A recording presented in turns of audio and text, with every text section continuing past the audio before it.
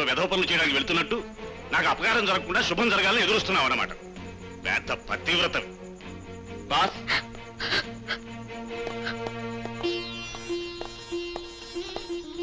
కృష్ణ, ప్రతిరోజు మా బాబు బాగోగులన్నీ మీరే చూస్తున్నారు. మీ రుణం ఈ జన్మలో తీర్చుకోలేను. నువ్వు ప్రతిరోజు రుణం పేరుతో కృతజ్ఞతలు చెప్తూ ఉంటే నాకు చాలా విసుగ్గా ఉంది. అది కాదు బహదూర్. ఆ టాపిక్ వదిలేసి, నువ్వు నా దగ్గర ఉద్యోగం చేస్తున్నప్పుడు తల్లి లేని నీ బిడ్డను చూసుకోవడం నా డ్యూటీ. ఎవరి డ్యూటీ వాళ్ళు చేస్తున్నప్పుడు ఆత్మీయతల గురించి మాట్లాడడం అధిక ప్రసంగం. పద పద, టైం అయింది.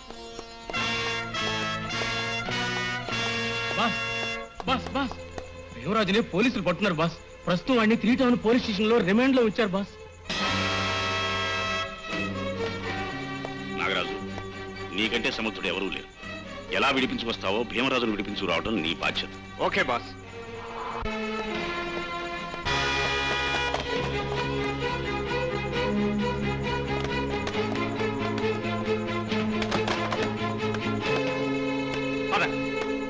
అబ్బే, ఈ ఇంట్లోకి ఎవరు రాలేదండి. వాళ్ళు మామూలు మనుషులు కాదు. ఎందుకైనా మంచిది వీతలు వేసుకోండి. ఎస్ఐ మేము నరహంతకులం అని చెప్పినా ఖాతరు చేయకుండా మాకు ఆశ్రయం ఇచ్చారు. మీ మేలు ఈ జన్మలో మర్చిపోలేం. వస్తాం. ఆగు. అడుగు ముందుకు వేశావంటే కాల్చి పారేస్తాను. బయట నడు.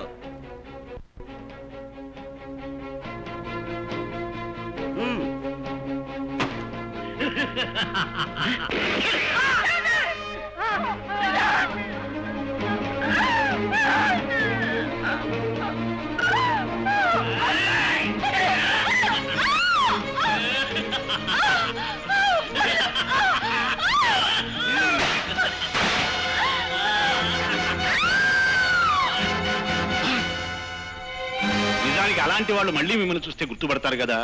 అందువల్ల అలాంటి వాళ్ళు బ్రతికుండటం మనకి క్షేమం కాదు. కనీసం సహాయం చేశారన్న కృతజ్ఞత కూడా లేకుండా.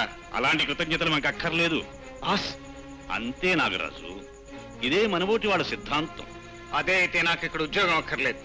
ఈ నెత్తురు కూర్తిని సంపాదించే సంపాదన అక్కర్లేదు. Nagaraju, good bye Bahadur.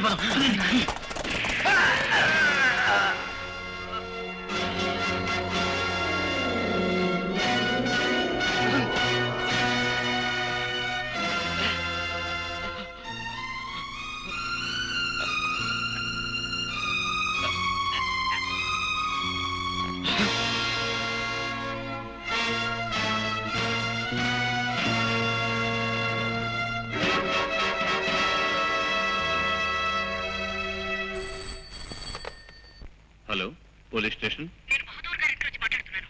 ఇక్కడ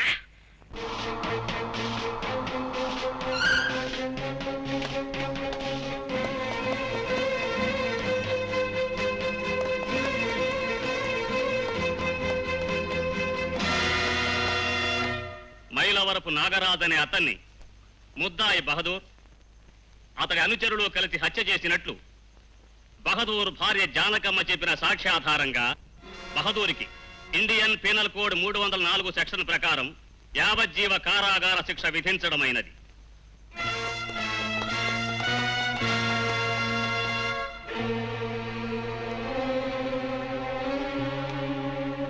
ఏమండి అసలు నువ్వు భార్యవేనా? భార్య అని చెప్పుకోవటం కూడా సిగ్గుచెట్టు.